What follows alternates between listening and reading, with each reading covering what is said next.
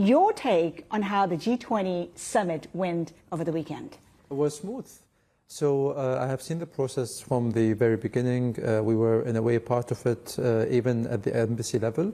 We have went to those working level meetings, the ministerial meetings, the foreign minister meeting, and then to the summit. And it was clear that everyone was working super hard on trying to get to this finish line with a statement that everyone can be proud of. And that statement including some sort of consensus on the major issues that have been discussed throughout the entire G20 process in the various working groups with relation to all fields involved.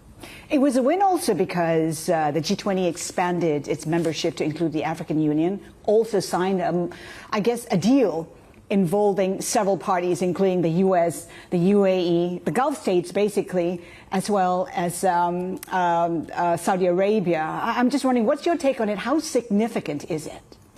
Very significant. What you would get from the news recently is that things are shifting, things are moving.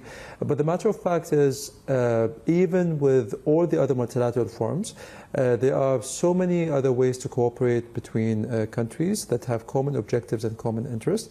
And the main purpose here is to improve connectivity infrastructure in terms of trade.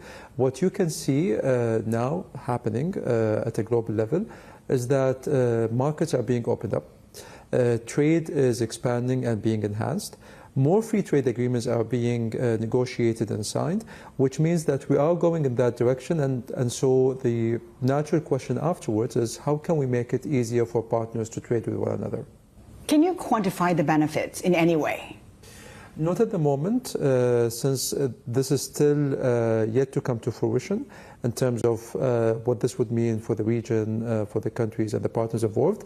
But you could tell at least or get a sense from the fact that where India and US stand in terms of trade, where the UAE and India stands in terms of trade, and then if you connect all of the dots, you would see that this basically has massive potential in terms of expanding bilateral and multilateral trade. Massive potential. They say it is also ambitious. There are a few details out there. What can be anticipated? What can be expected from it? Better infrastructure investment, more openness when it comes to trade, easier and facilitated movement of goods and products between those countries, not only among those countries, but also to other trading partners that trade with those countries. What might be a stumbling block?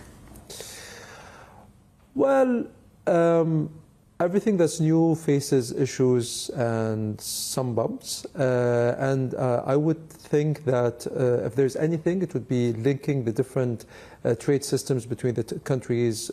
Sometimes there could be glitches when it comes to making sure that there is a full understanding of what does it mean to have such a corridor? What does it mean to have a free trade agreement? What does it mean to have ease of movement of products between countries?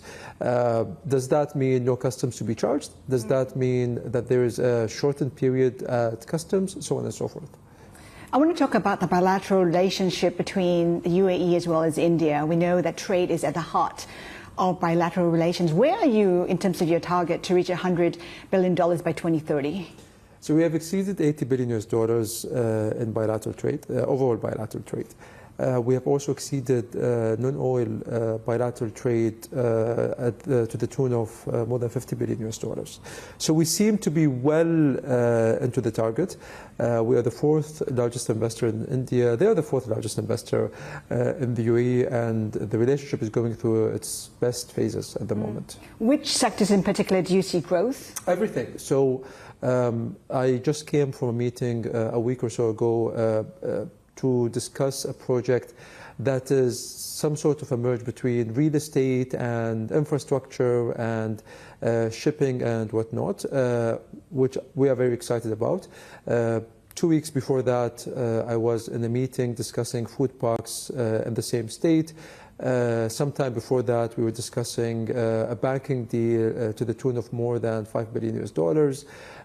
So all in all, things seem to be moving in a very good direction, and they will continue to do so.